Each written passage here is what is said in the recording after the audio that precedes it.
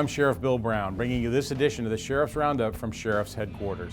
In this episode, we'll recap our recent annual award presentations, tell you about an important recent regional active shooter training, and we'll close with information about our crisis intervention co-response teams, including taking a look at who works on those teams and what you can expect if you call for one.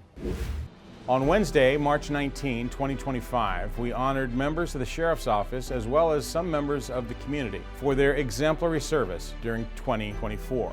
Here's a recap of the awards ceremony. Welcome everyone to the Santa Barbara County Sheriff's Office Awards Luncheon. To begin our ceremony today, we're going to acknowledge length of service, those members of the Sheriff's Office who have reached milestone years of county service.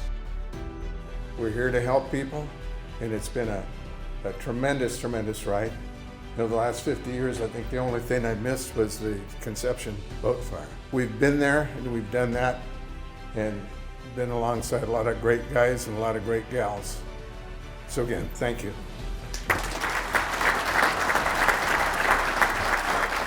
Next, we're going to honor those who have received the Emergency Medical Services Agency's Stork Save pin for assisting in the birth of a child, and our recipient is Dispatch Supervisor Shannon Hugenbosch.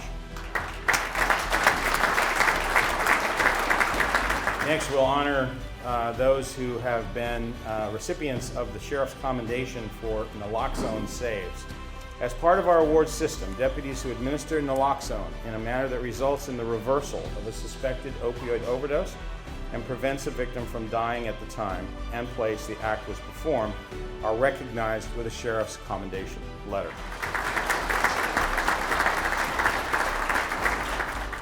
In recognition of their steadfast support and commitment to the men and women of the Sheriff's Office and the first responders throughout Santa Barbara County, 1805 co-founders Kirsten Cavendish Weston Smith and Richard Weston Smith are hereby awarded the Santa Barbara Sheriff's Office highest civilian award, the Exceptional Civilian Award. Congratulations.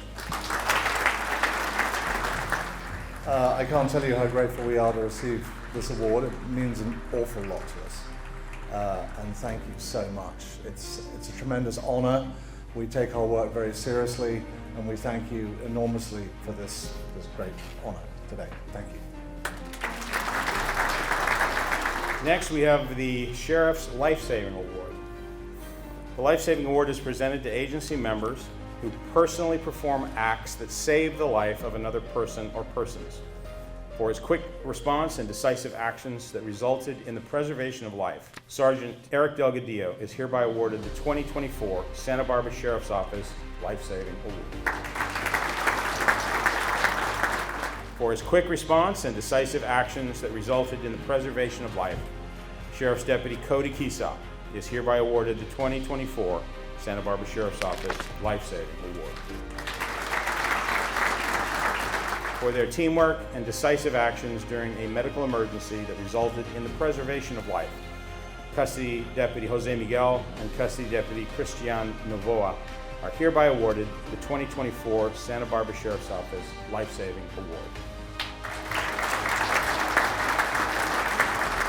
For their exemplary professionalism and dedication to the public and the allied public safety agencies of Santa Barbara County, the Sheriff's Dispatch Center is hereby awarded the 2024 Santa Barbara County Sheriff's Office Unit Citation.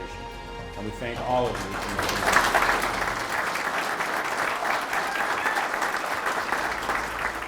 For the exceptional teamwork, resilience, and professionalism demonstrated by the members of the Crisis Negotiations team, and for their consistent, outstanding performance in service to the people of Santa Barbara County, the Crisis Negotiation team is hereby awarded the 2024 Santa Barbara Sheriff's Office Unit Citation.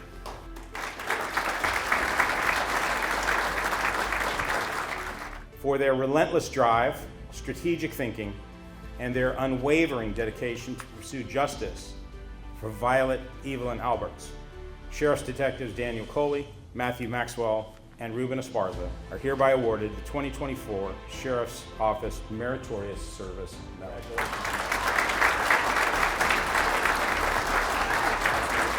For their quick thinking, bravery, and commitment to protecting life at risk to themselves, Sheriff Sergeant Chris Corbett and Sheriff's Deputy Anthony Munitin are hereby awarded the 2024 Santa Barbara Sheriff's Office Meritorious Service Medal. Congratulations.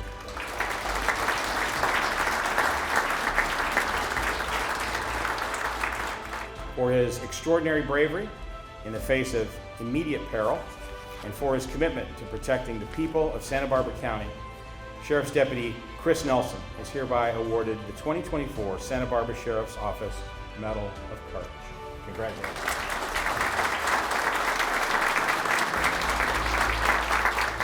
Recognizing acts of heroism or exceptional performance is never an exact science. That said, I want to once again express my heartfelt thanks to each of our award recipients and to every member of our team for everything you do each and every day.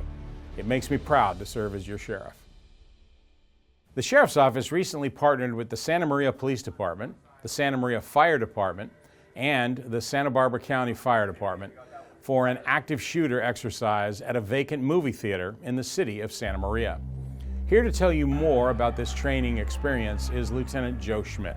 We're doing active shooter response, and the goal is to integrate all of our agencies for a multi-jurisdiction response, because that's the reality of what's going to happen for an active shooter event. You're going to have agencies from all over the place responding, and with that comes many challenges. The main challenge is communication, and the goal here is to work together to create a rapid response to an active shooter threat, stopping the threat, and treating and evacuating victims as fast as possible. I think the overarching goal is to make sure that we're all on the same page, because when our resources get depleted, because they can run out very quickly, that we are going to be calling on each other to help. The training is what we're going to revert back to. We start off pretty basic, where deputies and officers are responding to active gunfire. So that's a pretty simple threat to stop, because they're getting active indicators, and then they need to transition towards stopping the dying. So the two key concepts of an active shooter response are stop the killing and stop the dying.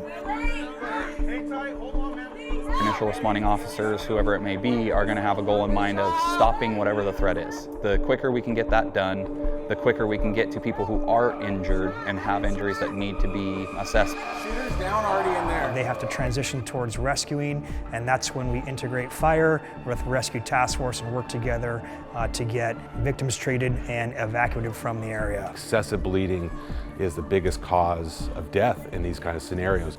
We're learning a little bit more from every time this happens, unfortunately, in the country, in the world. We're trying to take those lessons from those kind of calls and apply them to what might happen the next time.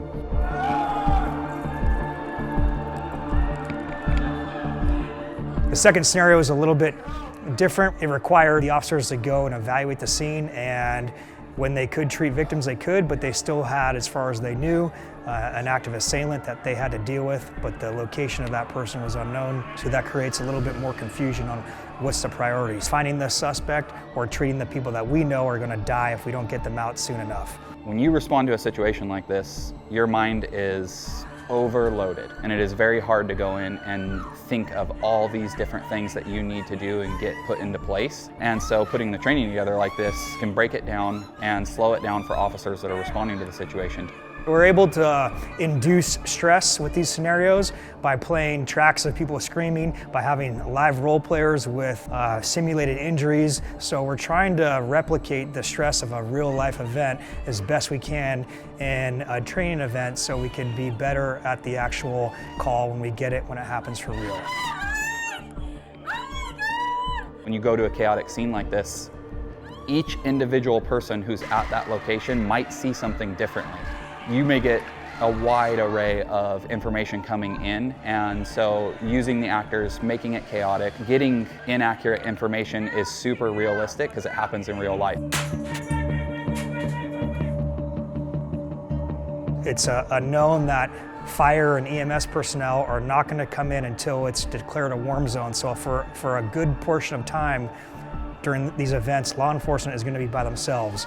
So we're also reinforcing the need for law enforcement to be prepared to treat injuries. So that's incumbent on the officers to take a proactive role in treating victims. police can help save that life by doing basic things like tourniquets and basic pressure and those kind of things on people that ultimately will save people's lives.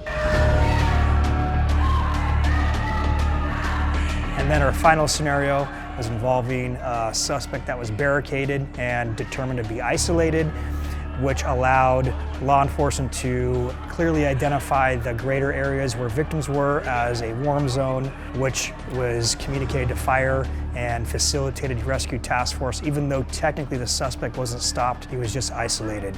That also highlights the importance for law enforcement to communicate clearly what we have, so fire doesn't go into something blind and they have all the information to make their independent decisions.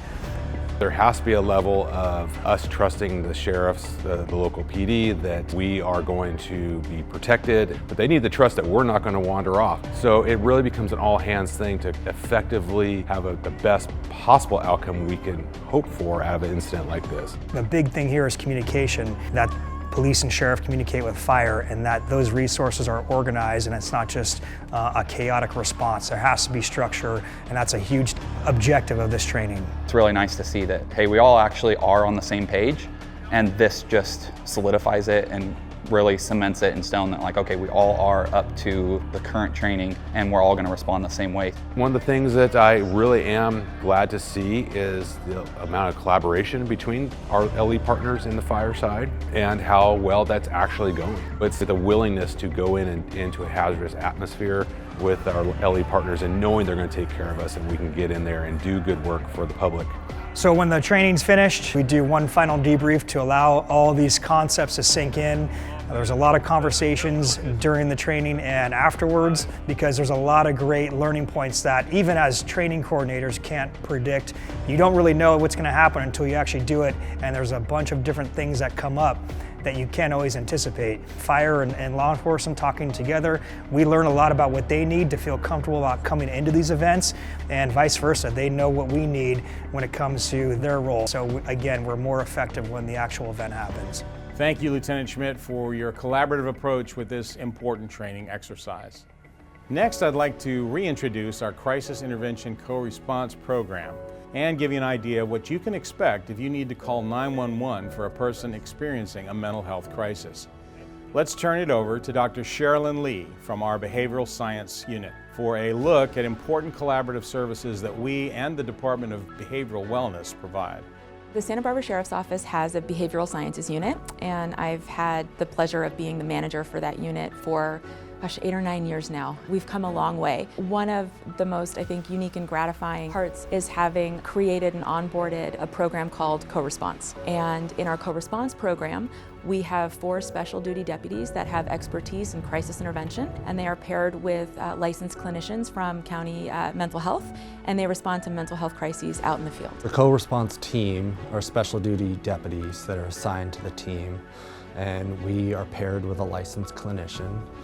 We're dressed down and we're in an unmarked vehicle, and we respond out with patrol to these types of calls. We arrive on scene. If the scene is safe, my partner, who's a licensed clinician, will come in and evaluate the subject and to see if they meet the criteria of Welfare's Institution Code 5150 or 5585 if it's a juvenile. If they do, we'll place them on the hold there on scene, and then we'll get them to the hospital safely. If not, we can speak with them for an extended period of time. Once the scene is safe, we can clear patrol deputies to let them get back to what they need to do and spend the additional time on scene talking with them about resources and how they can get reconnected with whatever they need.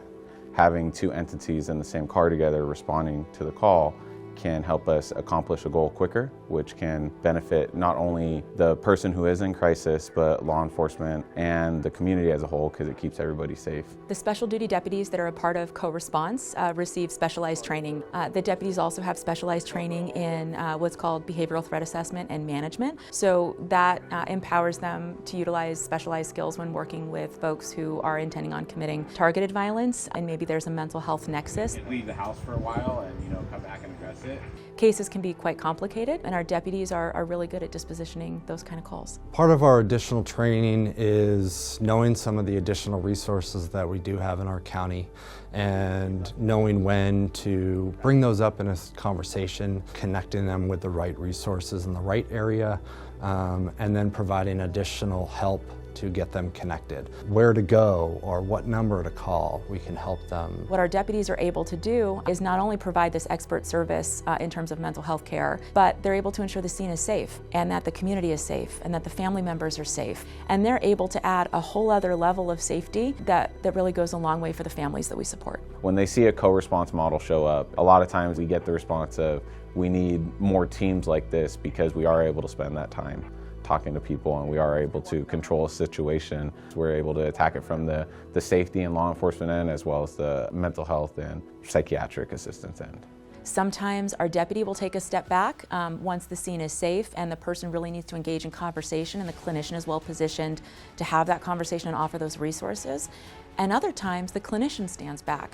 Maybe the person in crisis responds well to somebody with that sort of training and experience. And so it's ideal to have that resource at the scene immediately. Crisis situations are very dynamic, they're very unstable, so a lot of the times the people that are having the crisis can't retain information. So that's why we do follow-ups at a later time. Following up with them in the future can give us more information for that person and also mitigate the calls for service that come into patrol if we can catch the crisis before it fully happens.